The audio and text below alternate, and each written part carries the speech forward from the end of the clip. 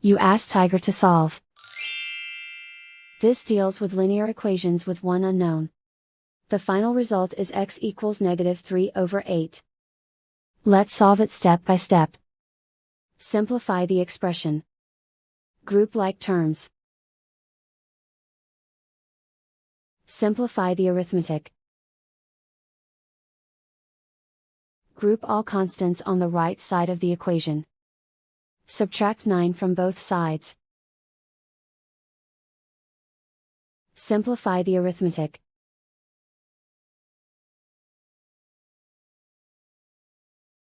Isolate the x. Divide both sides by 24.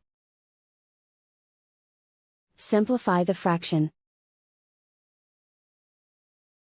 Find the greatest common factor of the numerator and denominator.